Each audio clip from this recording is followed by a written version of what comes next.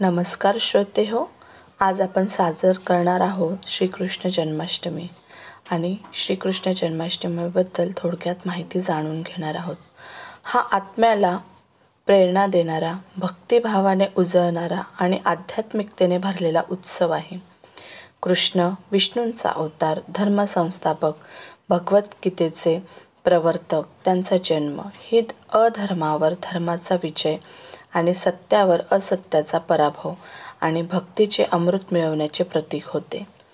आजची आपली चर्चा पौराणिक कथांपासून सुरू होऊन पूजेच्या सभ्य पद्धती, व्रताचे नियम, सांस्कृतिक उत्सव आणि हे सारे कसे एकात्म होते या सर्वांवर विस्तृत असेल. चला तर हा चर्चेचा प्रवास सुरू करूया. द्वापर युगात जन्मलेले श्रीकृष्ण देवकी आणि वासुदेव यांचे पुत्र होते. मथुरेतील अत्याचारी राजा कंस देवकीचा भाऊ त्याच्या वधाचा कारण होता. एक आकाशवाणी झाली, तुझा नाश देवकीच्या 8व्या पुत्राच्या हातून होईल. म्हणून देवकी वसुदेवांना कारागृहात टाकले. 7 मुलं जन्माला आली, ती कंसाने मृत्यू मुखी केली आणि 8व्या प्रसूतीच्या रात्री भाद्रपद कृष्ण पक्ष अष्टमी, रोहिणी नक्षत्र आणि मध्यरात्री श्रीकृष्ण जन्माला आले. त्याच रात्री कारागृहातील दाक्षिण्यदारे आपोआप उघडली. पहारेकरी गाढ झोपेत गेले. वसुदेव कृष्णाला घेऊन यमुनेवरील निसर्गाला अवलंबून असलेला भरपूर मोठा मार्ग पार करून गोकुळात यशोदा नंदकुमाराच्या घरात गेला. तिथे जन्मलेली कन्या म्हणजेच योगमाया कंसाला ठार मारण्यासाठी येते, परंतु तो बुद्धिशून्य असतो. ती उड्डाण घेऊन गेली. तिने संदेश दिला, नाश करणारा तुझ्या हाती नाही, तो आता तुझ्या आवाक्यात नाही. या कथेनं अधर्मावर धर्माचा विजय आणि विष्णू अवताराधारित प्रेम व संस्कारांची प्रेरणा दिली. गोकुळात वाढताना कृष्णाने अनेक अविरत आणि चमत्कारिक लीलांची सुरुवात केली. त्यात पूतनावध, संकटाभंजन, तृणावर्तवध, कालिय दमन, गोवर्धन पर्वत उचलणे, गोपींसोबतची रासलीला या सर्वांचा समावेश आहेच. ही सगळ्या लीला भक्तांसाठी जीवनातील प्रेम, धैर्य आणि आत्मसमर्पणाचे प्रतीक ठरले. श्रीकृष्ण जन्माष्टमी असत्यावर सत्याचा विजय, अधर्मावर धर्माचा विजय याचे हे प्रतीक आहे.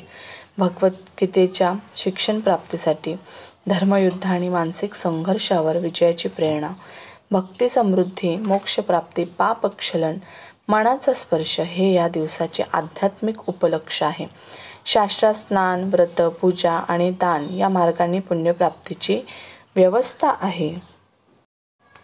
आता जाणून घेऊया की नेमके 2025 मध्ये जन्माष्टमीचे व्रत कधी आहे, कोणत्या मुहूर्तावर आहे यांची संपूर्ण माहिती यथाविधी जाणून घेऊयात. सूर्योदयापासूनच उपवास आरंभ करावा. निर्जल व्रत, पाणीही कोणी पित नाही. काही भक्त निर्जळी उपवास करतात. फळाहार व्रत, त्याच्यामध्ये दूध, फळे, हलक्या परंतु पवित्र पदार्थांचं सेवन केलं जातं. थोडक्यात म्हणजे शुभ मुहूर्त म्हणजे भगवान श्रीकृष्णांचा जन्माचा क्षण म्हणजेच अष्टमी तिथी. तिचा आरंभ होतोय 11:49 15 ऑगस्टला आणि त्याची समाप्ती आहे 9:34 16 ऑगस्टला.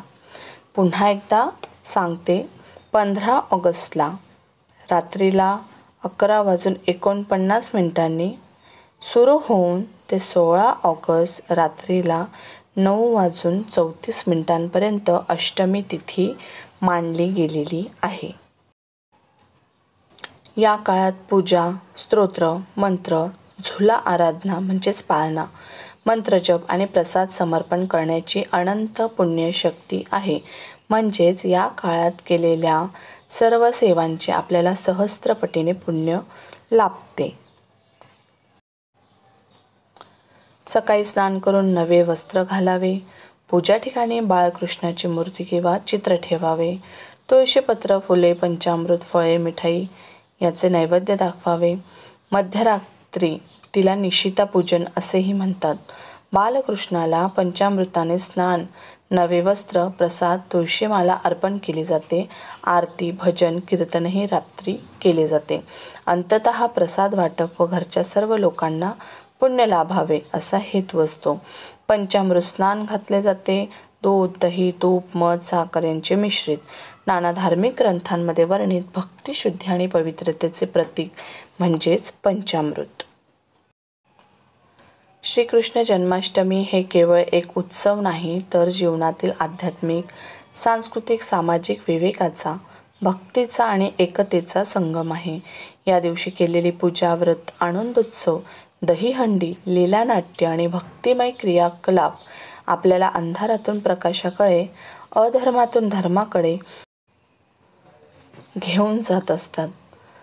आजचे हे उत्सव भगवान कृष्णाच्या शिक्षणाचा, त्यांच्या प्रेमाचा, त्यांच्या लीला उपदेशांचा स्मरण आणि पुनरुज्जीवन आहे. कृष्ण जन्माष्टमीच्या निमित्ताने श्रीकृष्णाचा पाळणा अगदी थोडक्यात सादर केलेला आहे.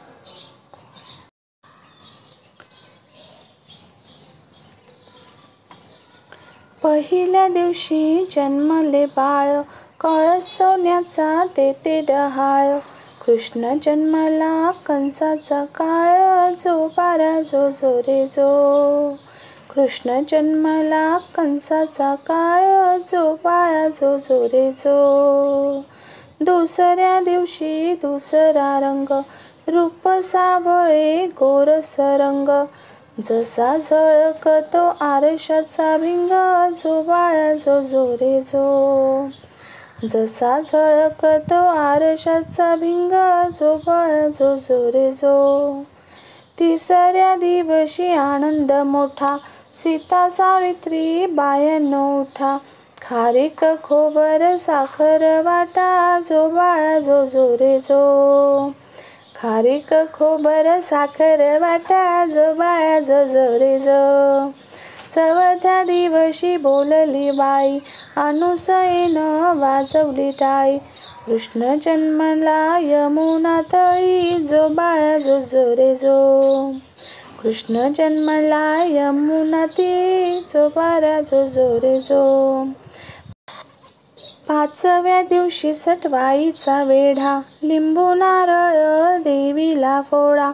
तान्ह्या बाळाची दृष्ट ग काढा, जो बाळा जो जो रे जो. तान्ह्या बाळाची दृष्ट ग काढा, जो बाळा जो जो रे जो. सहाव्या दिवशी कलीचा मारा, राधाकृष्णाला घालते वारा. चला यशोद्या आपुल्या घरा, जो बाळा जो जो रे जो. चला यशोदा आपुल्या घरा, जो बाळा जो जो रे जो. सातव्या दिवशी सटवीचा महाल, तेथे सोनेरी मंडप लाल. यशोदा मांडीवर श्रीकृष्ण डोल, जो बाळा जो जो रे जो. यशोदा मांडीवर श्रीकृष्ण डोल, जो बाळा जो जो रे जो. आठव्या दिवशी आठवीचा थाट, बोलल्या गवळणी 360. श्रीकृष्णाची पाहतात वाट, जो बाळा जो जो रे जो. श्रीकृष्णाची पाहतात वाट, जो बाळा जो जो रे जो. नवव्या दिवशी नवतीचा फंद, तान्ह्या बाळाने घेतला छंद. वसुदेवाचा सोडवावा बंद, जो बाळा जो जो रे जो. वसुदेवाचा सोडवावा बंद, जो बाळा जो जो रे दो.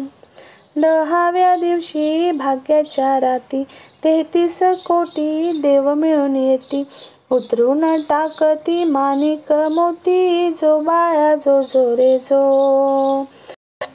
उतरून टाकती माणिक मोती, जो बाळा जो जो रे जो. 11व्या दिवशी बोले नारद, देवा तुम्ही हो किती झोपाल. मथुरा नगरीत देवकीचे हाल, जो बाळा जो जो रे जो. मथुरा नगरीत देवकीचे हाल, जो बाळा जो जो रे जो. 12व्या दिवशी 12च नारी पाळणा बांधिला यशोदा घरी. त्याला लावली रेशमी दोरी, जो बाळा जो जो रे जो. त्याला लावली रेशमी दोरी, जो बाळा जो जो रे जो. 13व्या दिवशी बोलली बाई, श्रीकृष्ण जन्मला यमुना तळी. गवळी संगे लावितो खेळी, जो बाळा जो जो रे जो.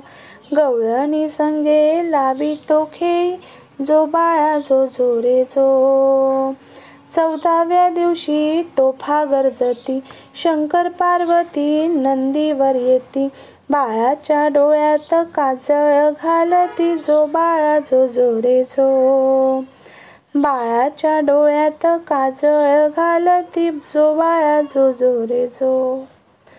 15व्या दिवशी वाजे नौबत, श्रीकृष्णावरती घातला साज. यशोदा मातेला आनंद आज, जो बाळा जो जो रे जो. यशोदा मातेला आनंद आज, जो बाळा जो जो रे जो. 16व्या दिवशी सोहळा केला, गुरु महाराज विद्या बोलिला. श्रीकृष्णाचा पाळणा गाईला, जो बाळा जो जो रे जो. श्रीकृष्णा बाळाचा पाळणा गाईला, जो बाळा जो जो रे जो. जो बाळा जो जो रे जो. जो बाळा जो जो रे जो. श्री कृष्णार्पणमस्तु. शुभम भवतु.